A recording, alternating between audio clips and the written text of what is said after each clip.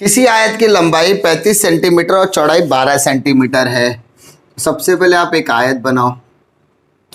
अब आपको इतना तो पता चल गया, लंबाई कितना है 35 और आपको चौड़ाई कितना दिया 12 सेमी, और आपसे बोल रहा है आयत का विकर्ण ज्ञात करो।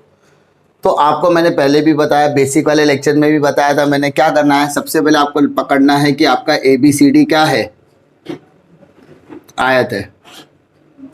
ABCD क्या है, A B C और D आयत है। आयत के चारों कोण कितने होते हैं, 90 अंश के होते हैं। आयत के चारों कोण कितने के होते हैं, 90 अंश के होते हैं। अब इसके अंदर त्रिभुज ले लो ABC, त्रिभुज क्या ले लो, ABC। तो त्रिभुज ABC में कोण B बराबर 90। तो बेटा अगर B बराबर 90 बोला तो 90 कितना क्या लगेगा, बोलो कौन सा त्रिभुज लगेगा, पाइथागोरस का प्रमेय लगेगा। क्या लगेगा, पाइथागोरस का प्रमेय। तो पाइथागोरस का प्रमेय लगा दीजिए। तो कैसे आएगा, कर्ण का वर्ग, तो B के सामने बेटा क्या है, AC। तो AC का वर्ग बराबर AB का वर्ग प्लस BC का वर्ग, AB का वर्ग बराबर प्लस BC का वर्ग। AC का मान दिया नहीं है, AB का मान कितना दिया 12 और BC का मान 35। बेटा 12 का वर्ग 144, 35 का वर्ग 5 का वर्ग 25, 3 चौक 12।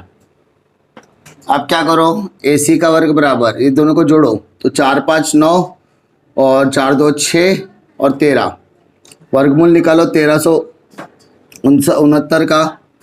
तो आप अगर उसका वर्गमूल निकालोगे तो AC का मान आएगा बेटा 37। क्या आएगा, और क्वेश्चन में सेंटीमीटर, क्या आएगा सेंटीमीटर।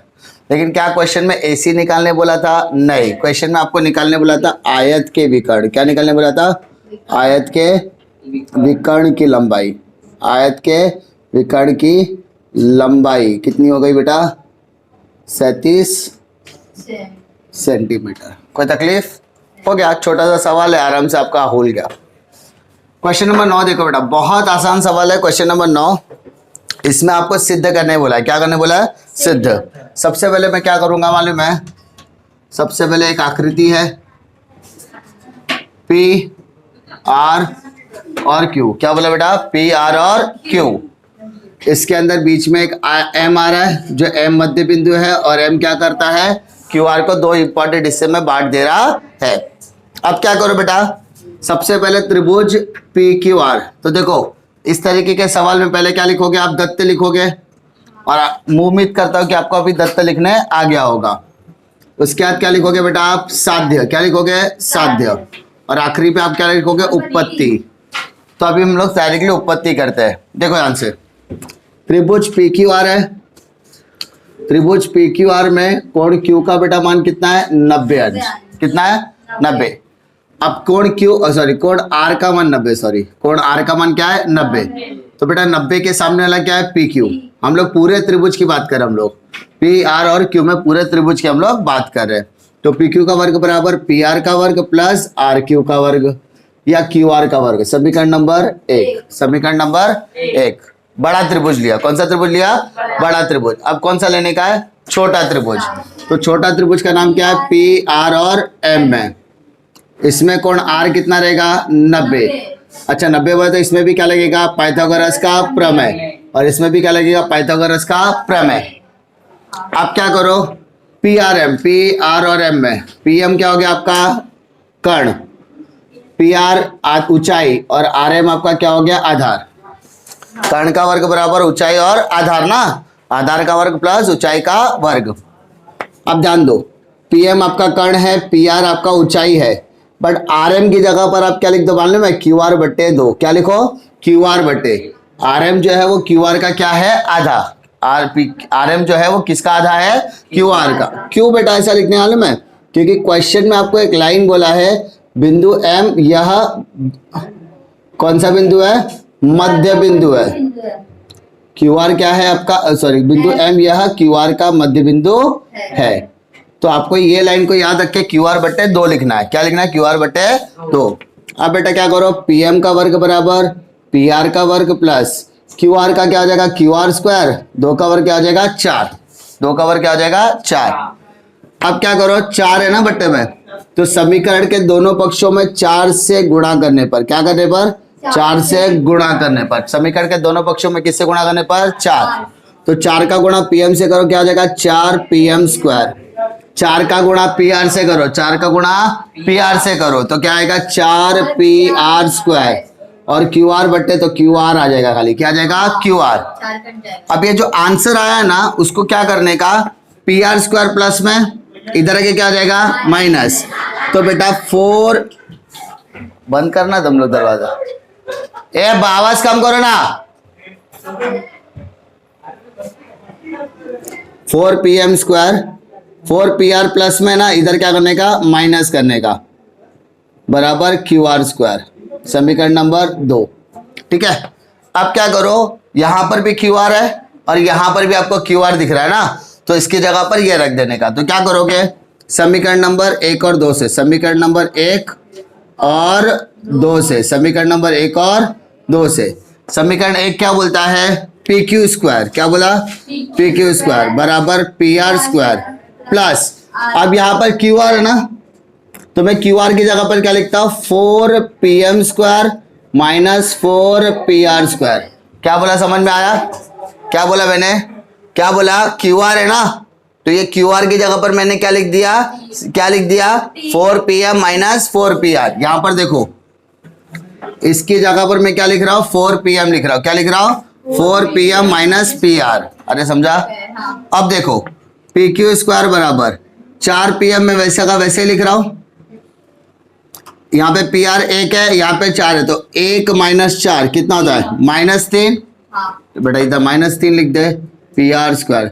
देखो आपका आंसर आ गया कि PQ स्क्वायर बराबर 4 PM square minus 3 PR square आ गया ना, और लास्ट में लिख दो अतः सिद्ध हुआ, अतः सिद्ध हुआ। कोई तकलीफ, किस तरीके से सम सॉल्व करना है, पहले बड़ा वाला त्रिभुज लिया और बाद में छोटा वाला त्रिभुज, छोटे वाले त्रिभुज में बिंदु M को क्या दिखा दिया, मध्य बिंदु, और मध्य बिंदु दिखाने के बाद बट्टे में 4 आएगा, तो 4 आएगा तो 4 को समीकरण के दोनों पक्षों में गुणा कर दो, गुणा करने के बाद PR स्क्वायर प्लस को माइनस करो। अब ये QR का जो मान है ना उसको इधर लिख देने का, तो आपको आंसर मिल जाएगा।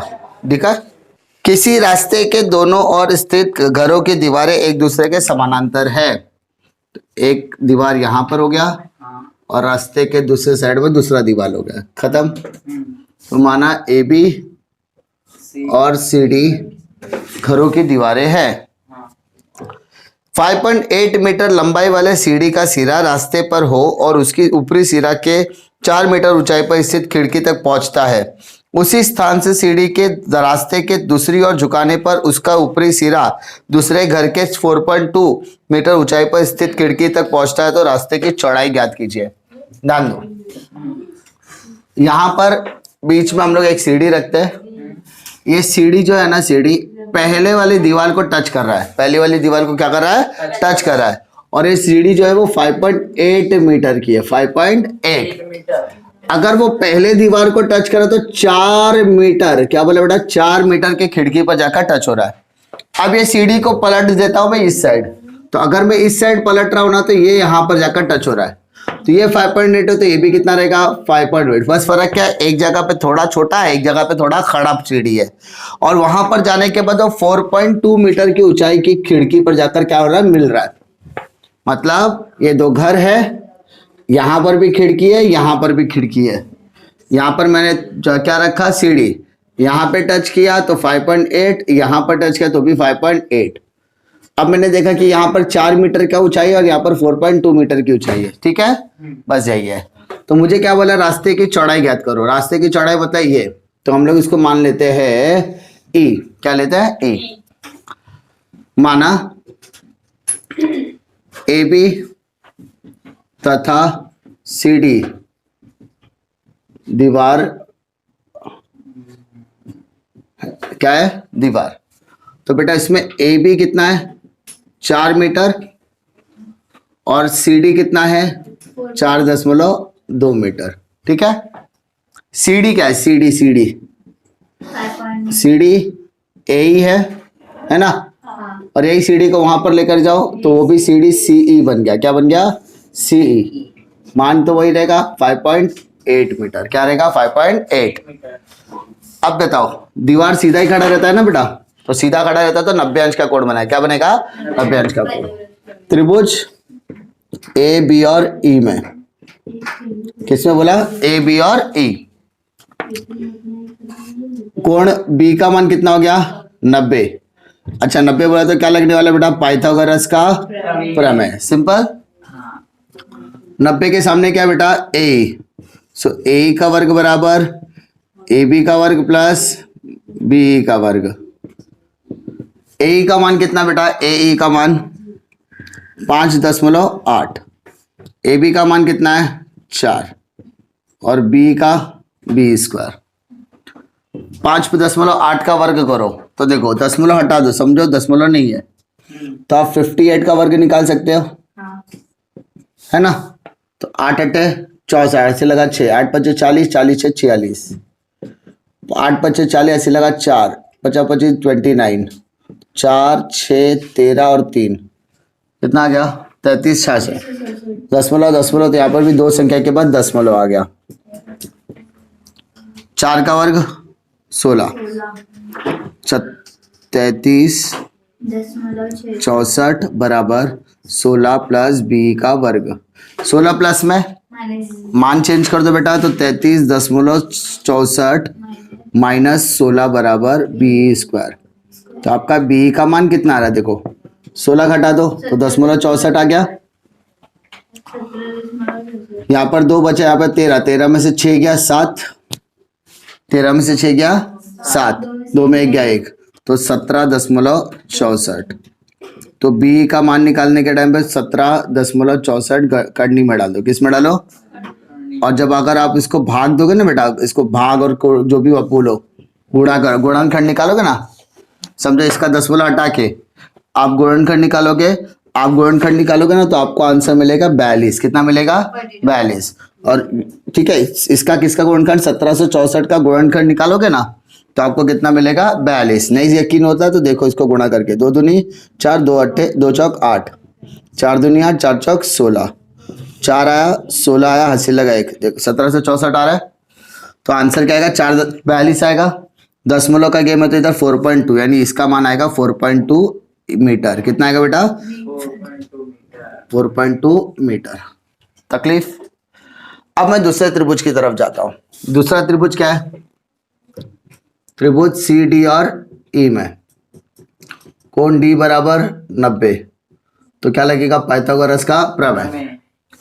डी के सामने क्या है कर्ण, तो सी ई का वर्ग बराबर सी डी का वर्ग प्लस ई डी का वर्ग। सी कितना बेटा 5.8, सी डी का मान कितना है 4.2 और ई डी का मान तो आपको दिया नहीं है।